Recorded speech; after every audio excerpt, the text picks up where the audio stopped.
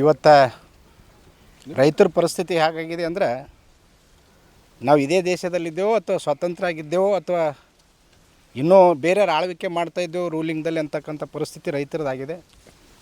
ಮಳೆ ಬಿದ್ದು ಸೋಯಾ, ಉದ್ದು, ತೊಗರಿ ಎಲ್ಲ ಹೋದು. ಆಮೇಲೆ ಯಾವುದೋ ಆಸೆ ಇಟ್ಟುಕೊಂಡು ರೈತ ಇವತ್ತು ಕಬ್ಬು ಬೆಳೆದಾನೆ. ಈ ಕಬ್ಬಿಗೆ ಕೂಡ ಬೆಂಕಿ ಹತ್ತಿ ಶಾರ್ಟ್ ಸರ್ಕ್ಯೂಟ್ಲಿಂದ ಬೆಂಕಿ ಹತ್ತದ.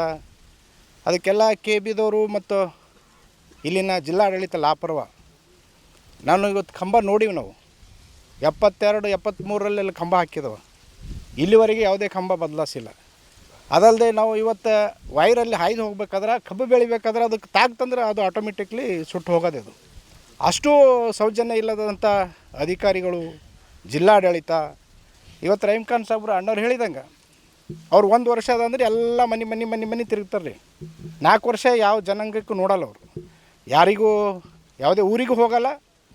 ಮತ್ತು 1 ವರ್ಷ ಎಲೆಕ್ಷನ್ ಅವ ಅಂದ್ರೆ ನೀವು ಇದು ಪರಿಹಾರ ಮಾಡ್ಬೇಕಂತ ಕಸಿ ನಮ್ಮ ಕಳ್ಕಳಿ ವಿನಂತಿ ಹೇಳ್ತೀವಿ ಸರ್. ಇದು ಪರಿಹಾರ ಸಿಗಲ್ಲ ಹೋದ್ರೆ ನಾವು ಏನೋ ಅನಾಹುತ ಮಾಡ್ಕೊಂಡು ಮತ್ತು ಸ್ಟ್ರೈಕ್ ಮಾಡ್ಕೊಂಡು ಏನೋ ಅದಕ್ಕೆ ಜುಮೇದಾರ್ KBದವರು ಮತ್ತು ಸರ್ಕಾರದವ್ರೆ.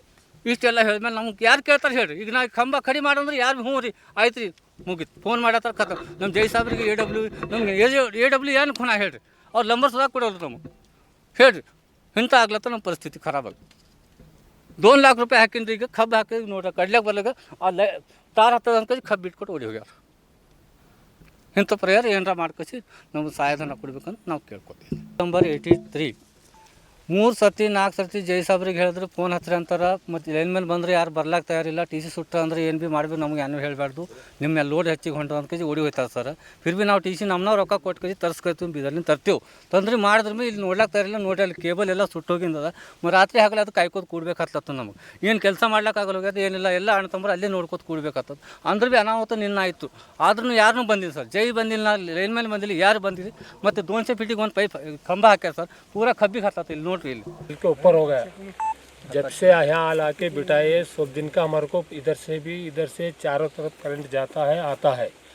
उनका भी सिर को लगता है, इधर भी सिर को लगता है और शाम में भी हमारे को भी लगते हैं। और साल को क्या है सो चिंगारा उठते रहते, डबल होते रहता है, नीचे गिरते से रहते।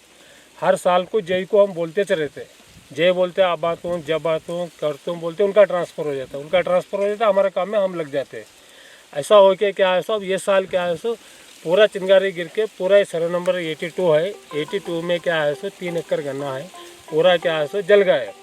और इधर क्या है सो हमारे भाई का भी क्या है सो 83 में क्या है सो 5 एकड़ है, उनका भी गन्ना क्या है सो उनका जल गया है। और उधर हमारे छोटे भाई का है, रमेश उनका है, नागिंदर उनका है, अंबादास का है।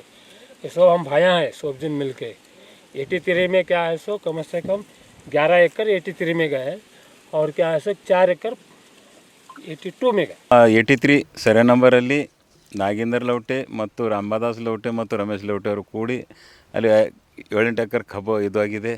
ನಾಗೇಂದರ್ದು ಒಂದು 5 ಇದೆ, ನಂದು 3, ನಮ್ಮ ತಮ್ಮವ್ರದ್ದು ಒಂದು 3 ಸುಟ್ಟೋಗಿದೆ.